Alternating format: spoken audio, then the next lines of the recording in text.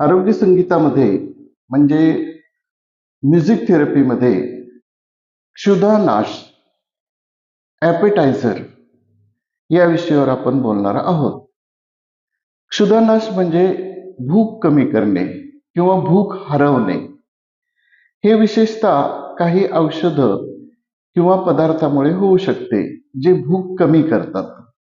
क्षुधा म्हणजे भूक, भोजन करण्याची इच्छा. क्षुधा हा शब्द संस्कृतमधून आला आहे. तो भूक किंवा भुकण्याची तीव्र इच्छा या अर्थासाठी वापरला जातो. भूक न लागण्याची अनेक कारणे असू शकतात. हे अचानकही घडू शकते किंवा कालांतराने विकसित होऊ शकते. हा औषधांचाही परिणाम असू शकतो किंवा मानसिक आरोग्य समस्याही दर्शवतात. यामध्ये पोट भरल्यासारखे वाटते, अन्नाची चव, दृष्टी किंवा वास नापसंत असतो, म्हणजे अन्न घृणा तयार होते. इतरांसोबत जेवावं असं वाटत नाही, थकवा किंवा कमी ऊर्जा वाटते, मळमळ किंवा उलट्या होतात, स्नायूमध्ये कमजोरी येते, बद्धकोष्ठता किंवा अतिसार होऊ शकतो, त्वचेमध्ये, केसामध्ये किंवा नखामध्ये बदल होतो. आता भूक न लागण्याचे प्रकार बघा. एक शारीरिक भूक न लागणे, त्यामध्ये आजार, संसर्ग, जुनाट आजार किंवा कर्करोगासारख्या परिस्थितीमुळं भूक लागत नाही. काही औषधं, प्रतिजैविक, केमोथेरपी यासारख्या औषधांचे दुष्परिणाम झाल्यामुळे भूक लागत नाही.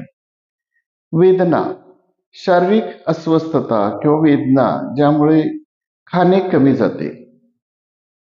पाचक समस्या, मळमळ, बद्धकोष्ठता किंवा गॅस्ट्रोइंटेस्टायनल विकार यासारखी परिस्थिती, यामुळे भूक लागत नाही.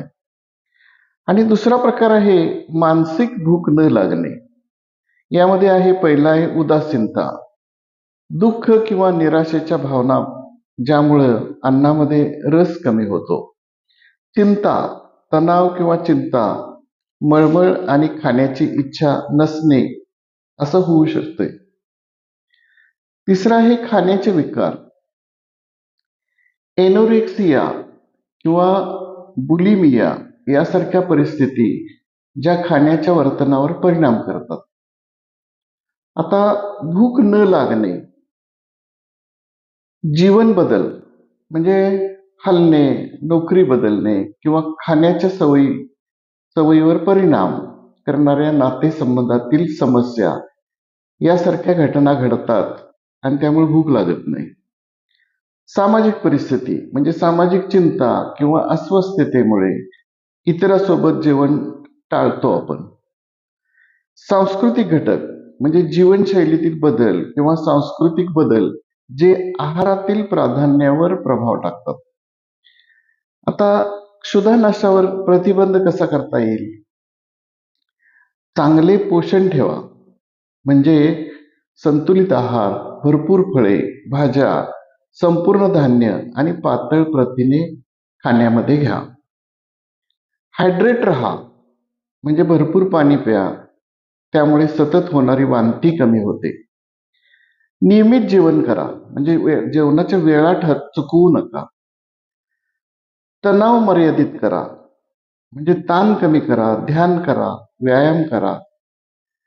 आरोग्य स्थिती व्यवस्थापित करा.